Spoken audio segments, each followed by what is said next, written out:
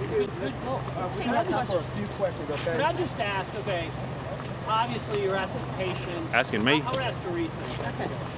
You're asking for patience. It's a difficult situation. But we need some kind of reference, some kind of time frame, maybe not an exact day or hour, but when do you think it is realistic to believe power will be restored to this entire county? Is it 1 week? Is it 2 weeks? What is the outlier? What is realistic? It is important for customers to have information about when power will be restored. And as I mentioned earlier, since we now have a lot of the main lines up, the backbone, as Brandon described it, now is the time that we can put together that information. So I expect to get something out on, first off, the window of time that we expect to have all customers back on, but then we're wanting to give customers regional, like in your neighborhood type of information. So that is coming as quickly as we can get it. What is the window you believe for the county? The worst case scenario? I don't How think will be restored in 2 weeks?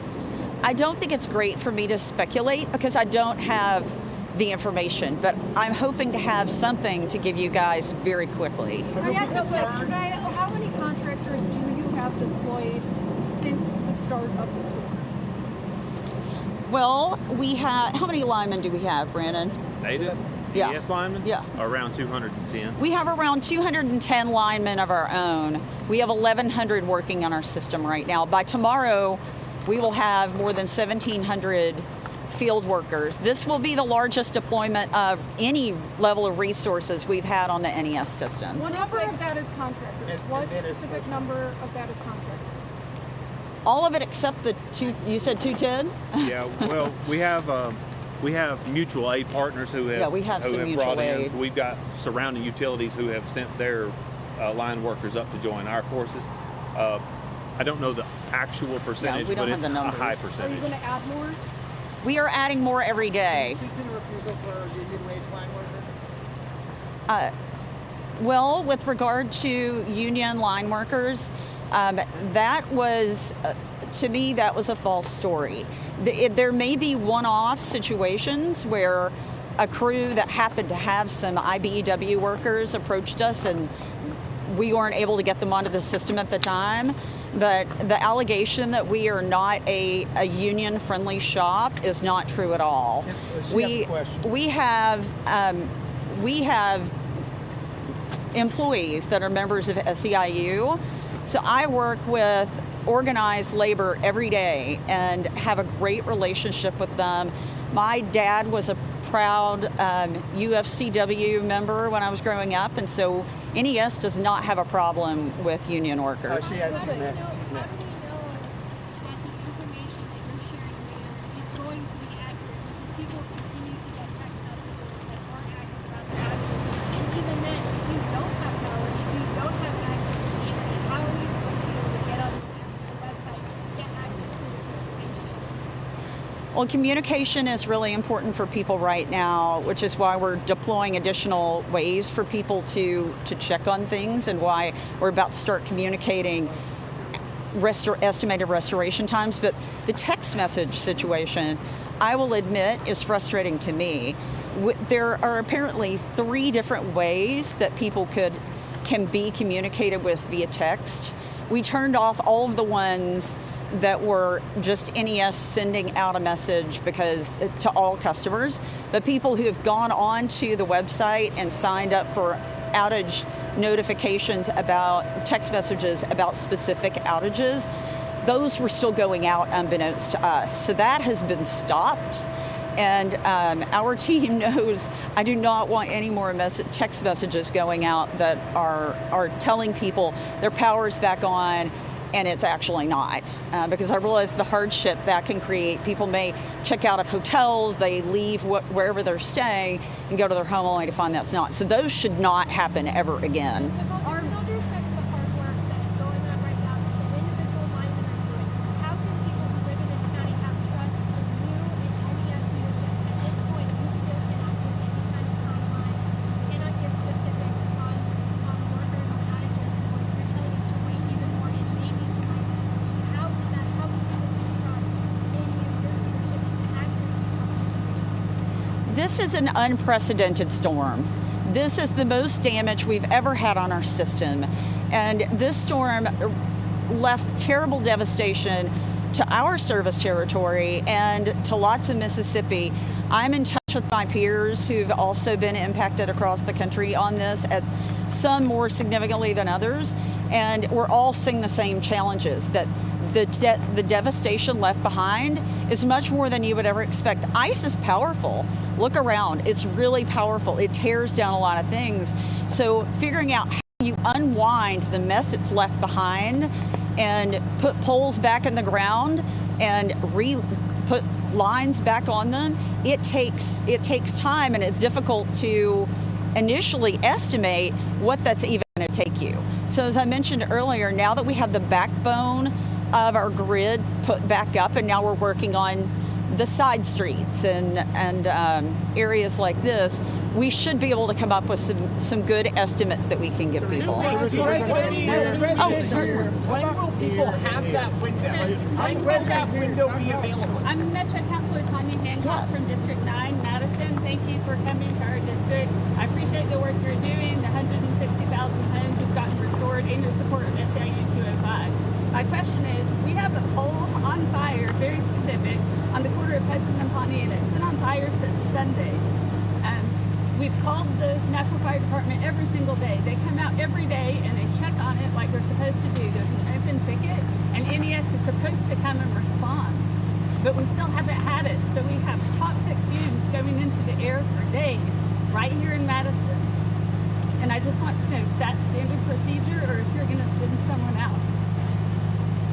That is certainly not standard procedure. So It's reported on 125. It's 130. 125 that was reported, so you can look it up. can we get Brad to send someone out to that location? Hudson and Pawnee, please. Okay. Yes, we will certainly take care of that.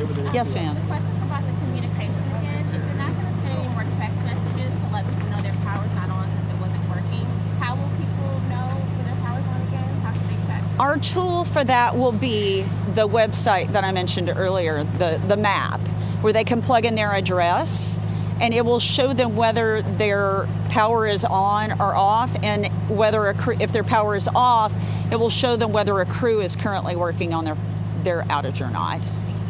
Should I talk to you? I'll be over here right here just ready. She was up next. Now, our meteorologists began forecasting the magnitude of this storm weeks in advance and really started to, to hone in on those forecasts and those warnings days leading up to it. So my question to you is, how could you say that because this storm was unprecedented, that you guys weren't prepared enough when there were plenty of warnings here? Well, with regard to preparation, NES has a preparation process, storm preparation process that has been followed for a long time, refined over the years, and it has worked well for lots of storms, and along the way, same process this time. Now, I will tell you, with this storm, it did shift. We were expecting to get a snowstorm with a little bit of ice up until about a day and a half before it came into our service territory. So we went from getting a little bit of snow to getting an enormous amount of ice that blanketed our entire service territory. So at the point that our team learned, they had staged for a snowstorm. An ice storm is a completely different animal, especially a 30-year ice storm.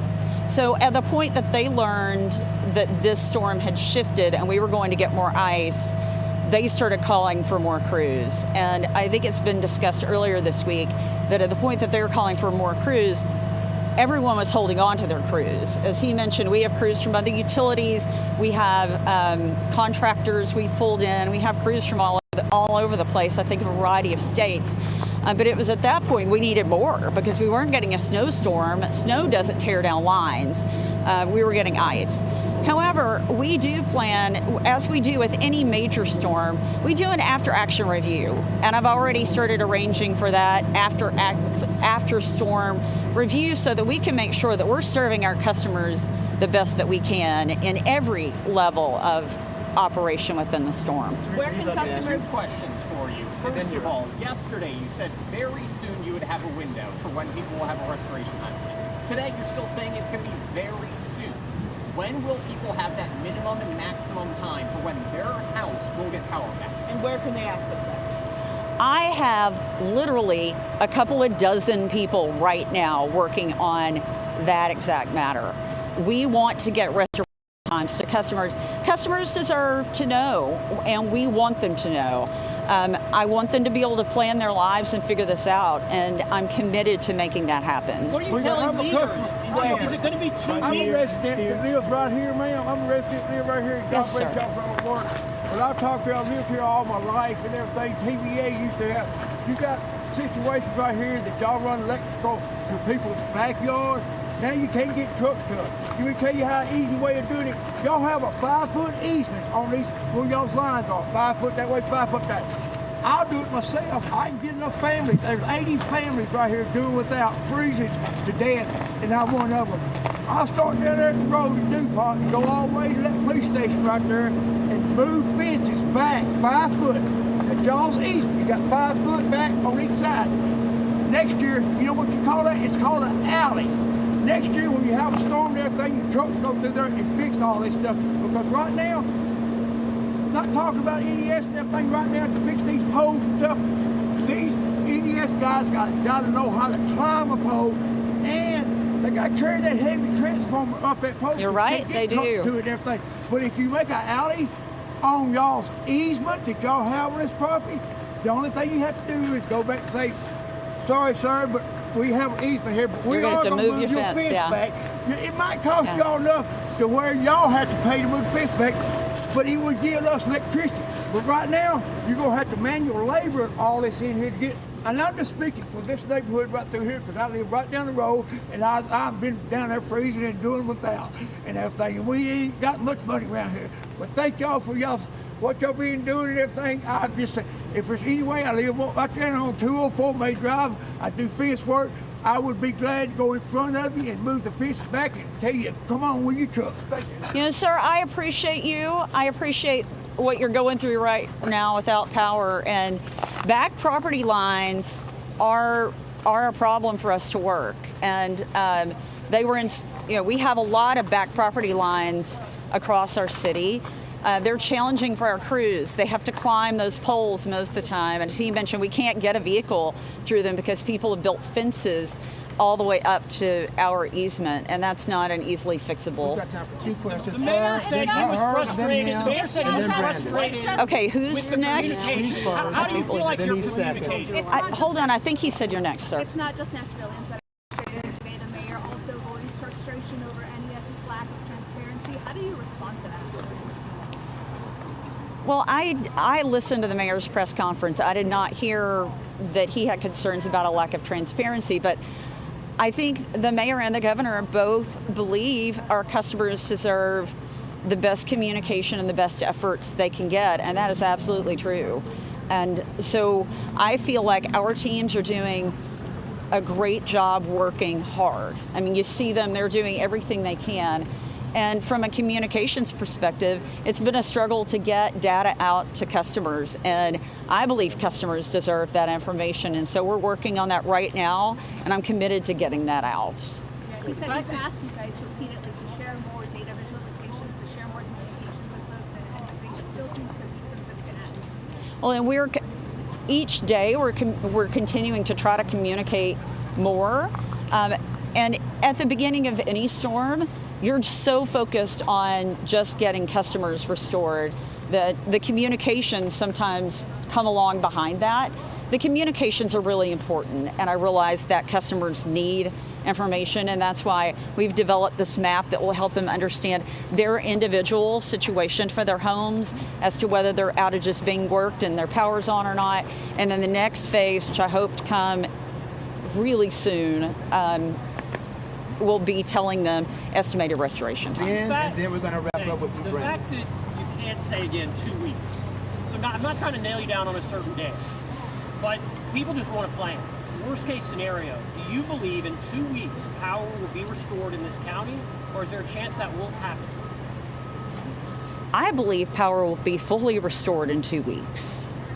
But I'd like to provide customers a better idea on, sorry, I was looking to make sure we have a safety, we're all safe here with that tree moving and the line. I believe customers will have power in 2 weeks, but I would like to refine that for customers so that each neighborhood, they'll know what they need to plan for.